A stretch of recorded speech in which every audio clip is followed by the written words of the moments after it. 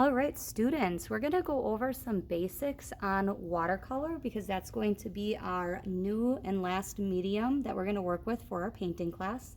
I have several different varieties of watercolor paints.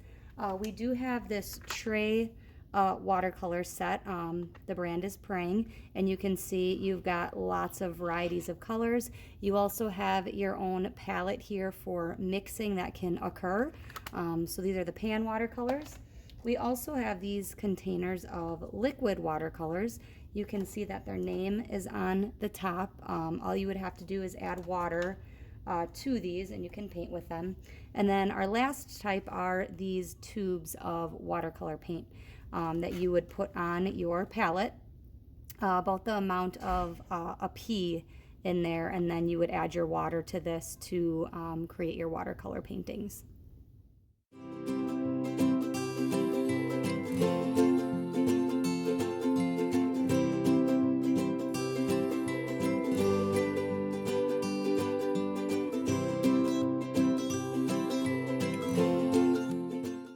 So the first one that we're going to experiment with are the tubed watercolor paints. So all you need to do is open up one of the tubes and you are going to apply a small amount onto your palette. I like to do it in the upper corner of one of the wells. Sometimes you got to squeeze these really good to get the paint out.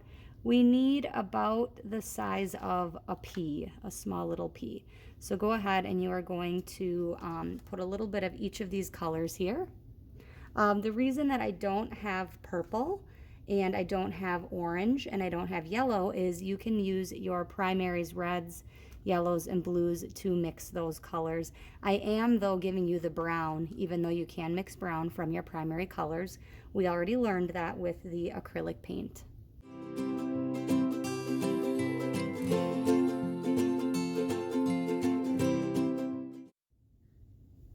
You probably noticed when I was squeezing out the tubed watercolor paint, some of this liquid came out with my colors. That just means these have been sitting for a while, so I needed to kind of mix them up in the tube before I put them on my palette. But I just keep squeezing until I actually get some of the paint that comes out after this liquid. That liquid is fine. You can mix it in with your paints when we start the actual painting. Now, you really only have one well in this middle part left, so you're going to have to go ahead and grab some of these lids to do some of your mixing when it comes down to actually painting with these. You're also going to need a container filled with water. I would go about halfway with this water, and these are found on either side of the sink. And then the last thing you're going to need is brushes. So I've got quite a variety of watercolor brushes here. These are all living above the acrylic paints. So you've got these big brushes that are going to create a nice wash. You've got these medium size brushes. These bristles are very, very soft if you touch them. They almost feel like a makeup brush a little bit. They're going to sop up a lot of water. And then lastly, I've got these small brushes where you can do a little bit more detail work. So all of these brushes are going to work very well with watercolor paint. You are also allowed to use some of our acrylic brushes that you guys have some experience with.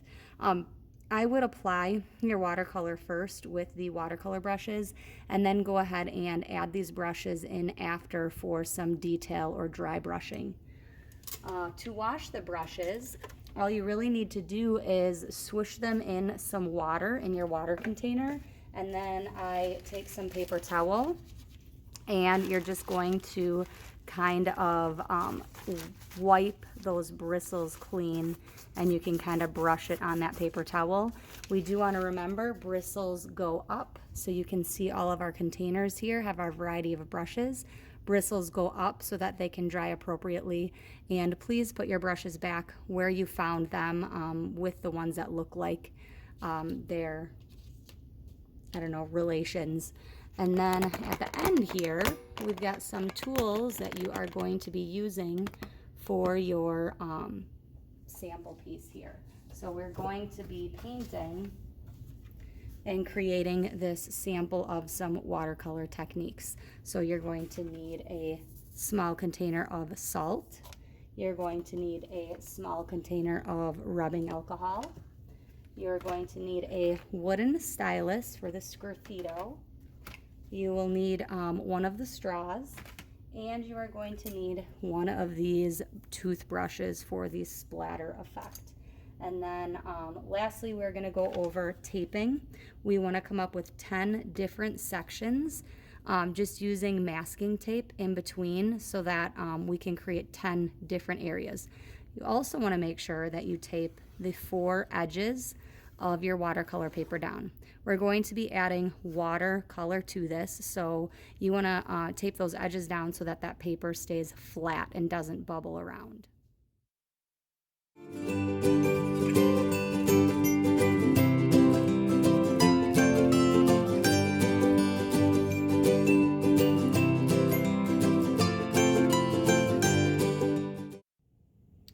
All right, students, once you get your piece of watercolor paper taped down, the 4 edges and the 10 different sections, then you can set up your table to begin working. So you're going to need your board with your taped watercolor paper. You're going to need your palette with your colors.